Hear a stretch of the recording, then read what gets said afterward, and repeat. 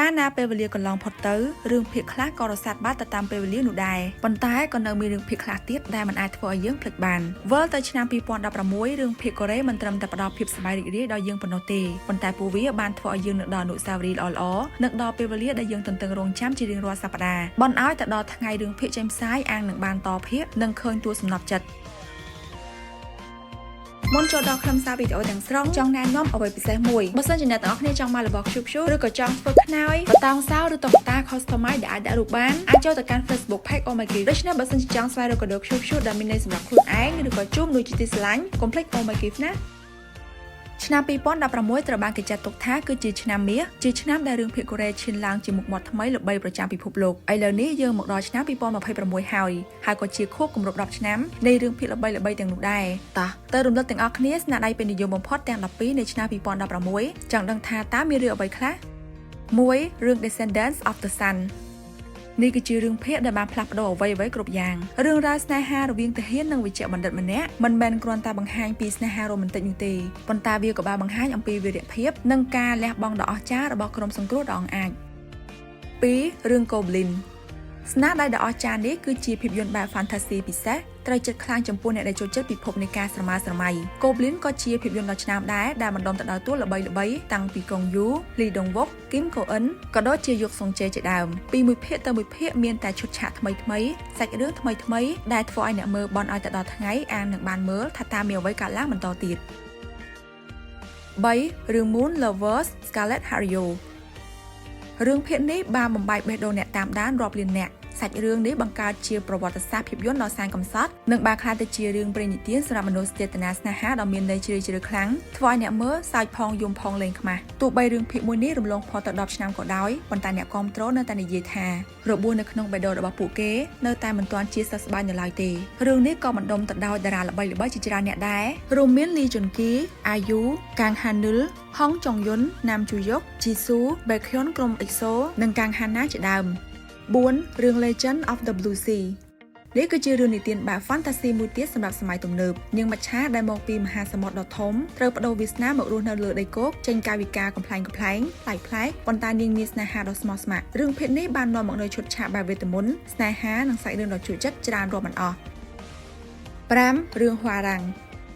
ជារឿងភាគដែលបង្ហាញអំពីយុវវ័យសម័យបុរាណមិត្តភាពក្លាហាននិងស្នេហាគ្រាដំបូងហួារ៉ាំងនាំយើងត្រឡប់ទៅយុគសម័យនគរស៊ីឡាដែលជាកន្លែងដែលក្រុមអ្នកចម្បាំងវ័យក្មេងមួយក្រុមរៀនសូត្រធំធាត់ជាមួយនឹងគ្នារាប់អានគ្នាដោយស្មោះត្រង់មានក្តីសុបិនរៀងខ្លួននិងមានការលះបង់ខ្ពស់លើសពីរឿងភាគបុរាណនេះគឺជាផ្ទាំងទស្សនីយភាពបង្ហាញអំពីរឿងរ៉ាវយុវជនដ៏ក្លាហានការស្វែងរកអត្តសញ្ញាណរបស់ខ្លួននិងការការពារមនុស្សដែលខ្លួនស្រឡាញ់ជាមួយនឹងតួសម្ដែងដ៏ស្រស់ស្អាតល្បីៗជាច្រើនអ្នកបទភ្លេងពីរោះកាន់តែពិបាកនៅក្នុងការបំភ្លេចចំពោះតួអង្គវិញមានដូចជាផាកសូជុនផាកហ៊ុនស៊ីកកូអារ៉ាឆយមីនហូដូជីហាន់ ឃីម ថៃយ៉ុង និងឆយយុនវូជាដើម6រឿង Reply 1988រឿងនេះធ្វើឲ្យអ្នកទស្សនាមានអារម្មណ៍ថាដូចមិនមែនអង្គុយមើលរឿងភាគប៉ុន្តែដូចជាការអង្គុយមើលការបង្ហាញជីវិតរស់នៅពិតៗរបស់គ្រួសារនៅក្នុងសង្គមកូរ៉េឬក៏អង្គុយមើលអំពីជីវិតរបស់ខ្លួនឯងវាបង្ហាញអំពីគ្រួសារជីវិតយុវវ័យមិត្តភាពនិងអនុស្សាវរីយ៍ល្អៗ Reply 1988បានរំលឹកយើងថាជីវិតរស់នៅដ៏សាមញ្ញបំផុតគឺជាជីវិតដ៏មានតម្លៃបំផុតដូចគ្នា7រឿង W ឬ Two World រឿងនេះសម្ដែងដោយលីជុងសុកនិងហាន់យ៉ូជូចំពោះសាច់រឿងគឺលីឡំគ្នារវាងការស្រមើស្រមៃឈុតឆាករន្ធត់និងមនោសញ្ចេតនាដ៏អស្ចារ្យរឿងនេះគឺជារឿងភាគបែបច្នៃប្រឌិតដែលធ្វើឲ្យអ្នកមើលរំភើបនិងពិបាកស្មានសាច់រឿងត្រូវពេលដែលបានទស្សនា8រឿង The K2និយាយអំពីរឿងរ៉ាវរបស់អតីតទាហានម្នាក់ដែលខូចចិត្តដោយសារតែការក្បត់និងបានក្លាយទៅជាអង្គរៈដែលជាប់ទៅក្នុងពិភពនយោបាយអំពើពុករលួយនិងគ្រោះថ្នាក់ប៉ុន្តែក្រៅពីឈុតឆាកប្រយុទ្ធដ៏ខ្លាំងក្លាវាក៏បង្ហាញអំពីសាច់រឿងស្នេហាដ៏ជ្រាលជ្រៅដែរការសម្ដែងរបស់ជីឆាំងវុកនិងអ៊ីមយូណាបានធ្វើឲ្យរឿង The K2 គឺជាអនុស្សាវរីយ៍ដ៏ល្អមិនអាចបំភ្លេចបាន9រឿង Wait Fighting Fairy Kim Bok-ju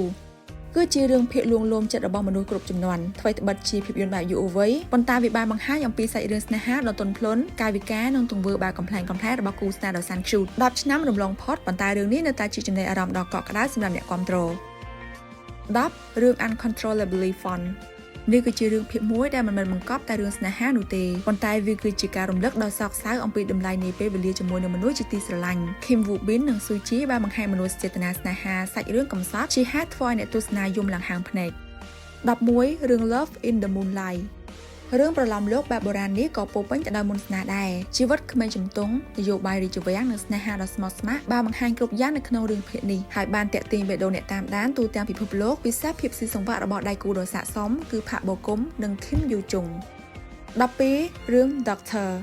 គឺជារឿងភាគសម្ដែងដោយ Park Shin Hye និង Kim Rae-won ហើយសាច់រឿងវិញបង្ហាញអំពីនារីវ័យក្មេងម្នាក់ដែលមានចរិតឯករាជ្យមិនចេះខ្លាចអ្វីទាំងអស់នាងក្លាហានលើសលប់ហើយក្រោយមកក៏បានជួបនឹងគ្រូបង្រៀនដែលមានចរិតស្លូតបូតម្នាក់ដែលបរិះចរិតស្លូតនេះហើយដែលមានឥទ្ធិពលជំរុញឲ្យនាងផ្លាស់ប្ដូរជីវិតដោយប្រាថ្នាចង់ក្លាយជាគ្រូពេទ្យវះកាត់ប្រព័ន្ធប្រសាទ10ឆ្នាំបានកន្លងផុតទៅប៉ុន្តែរឿងភាគទាំងនេះនៅតែដក់ជាប់នៅក្នុងបេះដូងអ្នកបានទស្សនាពួកវាមិនមែនគ្រាន់តែជារឿងរ៉ាវបង្ហាញតែនៅលើអេក្រង់ប៉ុណ្ណោះទេប៉ុន្តែវាគឺជាអារម្មណ៍នៃការចងចាំពេលវេលាល្អៗដែលនៅជាមួយយើងពេញមួយជីវិតសូម្បីតែឈានដល់ឆ្នាំ2026ក៏ដោយក៏យើងនៅតែញញឹមចំពោះរឿងស្នេហាយំចំពោះការឈឺចាប់ហើយចងចាំតួអង្គដែលក្លាយជាផ្នែកមួយនៃជីវិតរបស់យើងកន្លងផុត10ឆ្នាំក៏ពិតមែនរបស់ល្អនៅតែដិតដាមមិនរសាយបាត់ទៅតាមពេលវេលានោះទេដោយពួកវាបានរស់នៅក្នុងចិត្តយើងជារឿងរហូតដើម្បីទទួលបានមាតិកាថ្មីៗវីដេអូចម្រុះផ្សេងៗពីតារាចិននិងកូរ៉េលឿនមុនគេកុំភ្លេចចូល Subscribe ចូល YouTube របស់ Everstarry ការគាំទ្ររបស់អ្នកពិតជាកម្លាំងចិត្តដ៏មានន័យបំផុតសម្រាប់យើងនៅក្នុងការបង្កើតមាតិកាថ្មីៗ